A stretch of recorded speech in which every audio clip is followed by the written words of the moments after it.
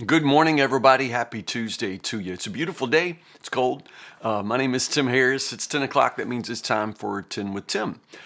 We take about 10 minutes, give or take a minute each day, Monday through Friday, and we go verse by verse through the Word of God. We've been doing this a while. We're going to keep doing this until we get all the way through the Word of God. And right now we're in the book of Hosea, Old Testament prophet Hosea. We're in chapter 7 today.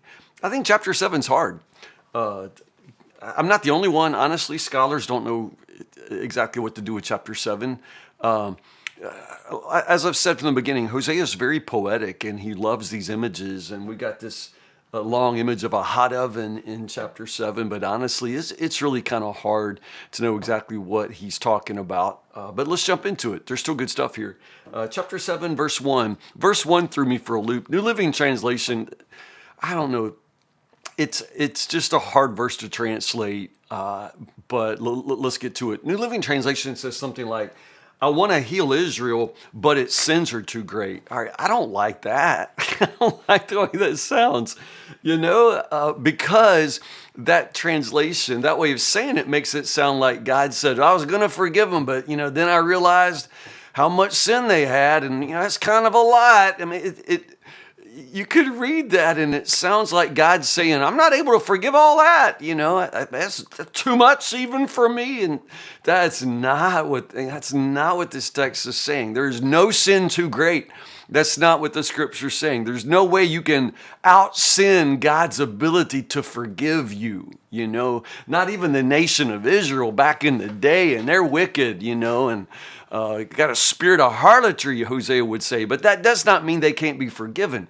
That's not what this text is saying. That's not what this verse is saying. Not saying, well, they had so much sin, God just said, whoo, I wasn't thinking about how much sin they had, but once I started to forgive them, whoa, sins were crawling out and I gave up. No, the failure is not on God's ability or willingness to forgive. The failure is on the people's part in that they will not stop trying to hide their sin, or, for that matter, they don't think they sin. They deny their sin. Forgiveness just doesn't work for people who don't think they sin, and this is the problem. Throughout chapter 7, the problem is the people's shocking, stunning, and tragic lack of self-awareness. They can't see themselves. They can't see themselves the way they are. They can't see themselves the way God sees them. And so this is what it means. The Hebrew there says, when I moved to heal them, their sins were revealed, and the people don't realize that I'm watching them. That's verse 2. The Hebrew there is kind of cool. It's the people don't realize I'm watching them. The Hebrew there is they don't remember that I remember. They don't remember that I remember their sins. It's that kind of idea. They don't remember I remember. And again, we do. We have this ability, an amazing ability, really, to ignore our own sin, to forgive our own sin sometimes, or just forget it. But we don't remember that God remembers it. He is not willing to deny it or hide it because he knows that our sin will destroy us. It's like allowing your child to drink poison. He's not going to leave us in the vicinity of our sin, but we forget the danger of our own sin, and we forget that God remembers, And so this is a point. Their sinful deeds are all around them. They are surrounded by evil deeds there, is what the Hebrew says, and I see them all. Whew, okay, so right there, we start with this superior vantage of God. He is able to see, he is able to know, and we are not able to remember what he sees and knows. Verses 3 to 7 follow there with sort of a long excursion on, I guess, politics, political intrigue, and the problem with the kings and the princes and all of that. Again, the driving metaphor here is just this picture of a hot oven. The people entertain the king with their wickedness. The princes laugh at their lies. They're all adulterers. They're all aflame with lust. They're like an oven that is kept hot while the baker is kneading the dough. Honestly, we don't know what any of that means. We just don't. But I think we know enough of what it means.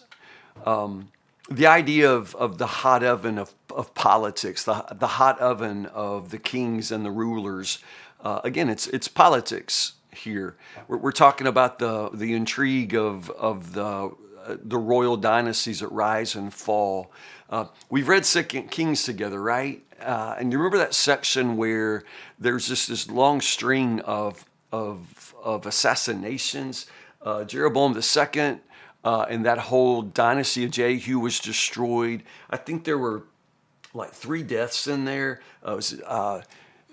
Zechariah, wasn't he assassinated by Shallum, and then Shallum by Menachem, and then Pekahiah, and then Pekah, all in 2 Kings. We read it together. All of this happens during Hosea's ministry. And so this sort of collapse of 3 different dynasties and this assassination and intrigue, these coup d'etat, is that what you say? All of these, kings that just, rise and fall, rise and fall. And Hosea's calling attention to that. And he says the whole thing's like a hot oven. I think the idea there is that, in politics, man, those crooked politicians are always cooking something up. You know what I mean? Always cooking something up. The hot oven isn't really, I guess I want it to be a picture of like judgment and destruction, but we're not destroying anything in this hot oven. We're just cooking stuff up, And so it's that idea that in politics, there's always the heat of political intrigue and strategizing and misinformation, and all of that kind of stuff, all of that kind of garbage coming out of our politics. And here Hosea is speaking against all of that. Burning like an oven, they consume their leaders. They kill their kings one after another. Remember what I'm saying? In that 2 Kings, when it's just, boom, boom, boom, just one after another, that's all contemporary to Hosea's preaching. They kill their kings one after another, and nobody cries to me for help. So these kings rise, they get into trouble, they fall, and not one of them turns to God. Not one of them, recognizes their need for God. Well, I know that you're watching me and not, your news channel at the moment, but I just told you what they're saying on the news right there. Hosea said the same thing, man. They're always cooking something up, and leaders rise and leaders fall, and presidents come and presidents go, but none of them turn to God for help. And then the next one, verse 8, people of Israel mingle with godless foreigners. Remember that in the covenant, God's people were to be separate. They were to come out from among the world for the sake of holiness. They were to be sanctified, which means to be set apart. That's the whole point of the covenant, that God's people are going to live in the presence of this holy God, and therefore they can't live like other nations. They have to be separate. But here, the idea that they're all just mixed in, they're just mixed in now. And that means they're no longer set apart for holiness to God. And now they're just going to become like the rest of the world, like the rest of the nations. Worshiping foreign gods to sap their strength, but they don't know it. Again, we're coming back to the people's incredible lack of spiritual self-awareness. They don't see themselves. They don't know how desperate their situation is. Their hair is gray, but they don't realize they're old and weak. It's like one of those old, Hollywood, actresses like from back in the 80s in my day that used to be so pretty, like Melanie Griffith, didn't she used to be pretty? And then you see her, like now on TV, and it's like, what happened to your face? Her lips look like overinflated hot dogs, and those are supposed to be her lips. It's insane. And, cheekbones, her face looks like a sack of squirrels, and then you think she did that to herself to be beautiful. And it's like, are there no mirrors at her plastic surgeon's office? Are there no mirrors in her house? Like, I'm not dogging on Melanie Griffith in particular, but y'all know what I'm saying, right? You see these people who are old, trying so hard not to be old, and it's like, don't you know you're old? And don't you know your plastic surgeon's blind?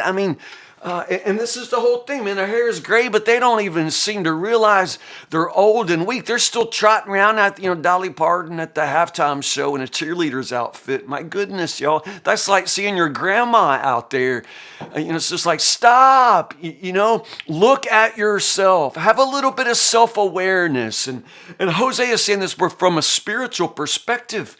You are weak and you've been made weak by your chasing after, you're lusting after other gods, and you go to these other gods thinking they're going to give you something to make your life better, give you something God can't give you, and it's sapping your strength. You're old, you're weak, and you cannot even see yourself for what you become.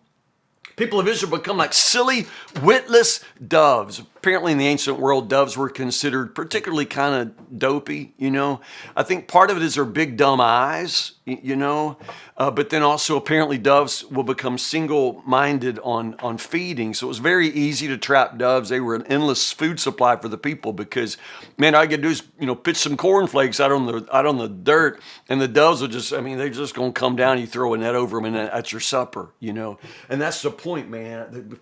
God's people have become like sitting ducks. They're just sitting there for the enemy because they have become so single-mindedly carried away by their spirit of harlotry. A couple of things, and I'll come back to these things anyway. Verse 12, I will punish them for all the evil they do. I think that Hebrew word there is yashar. It means to teach, to discipline, and it becomes one of Hosea's favorite words. He's going to come back to that word several times. It's the way a parent would instruct, discipline a child. So that I will punish them for all the evil they do. That's less of a vengeful, dropping down like a hammer, but more the parent, the good parent who comes along the wayward child, the child, wandering out into the road and brings them back into safety and into the security of the Father's house. And then verse 13, this woe. What sorrow awaits those who have deserted me. Woe to those who have deserted me. It's the first of a couple of woes here in the book of Hosea. And we'll come back to them as well. Last verse, then the people of Egypt will laugh at them. Again, your Old Testament history. Egypt is the enemy. Egypt is the place where God's people begin in slavery. And God himself, with his mighty hand and with the display of his power, he brings them out of slavery for the Egyptians. And the fact that now, man, the Egyptians are laughing at you now. It's the ultimate in shame. It's the ultimate reversal of God's good plan. And it is ultimate humiliation for God's people who left the humiliating slavery under the Egyptians, only to humiliate themselves now in the eyes of the Egyptians by turning after other gods.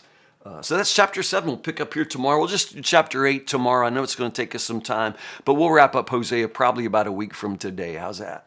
Love you guys so much. Have a beautiful Tuesday. I will see you tomorrow, Lord willing, 10 o'clock for 10. Did I say I love you, man? I love you guys so much. I really, really do. I don't just say it. I mean it. I love you all, and I'll see you in the morning.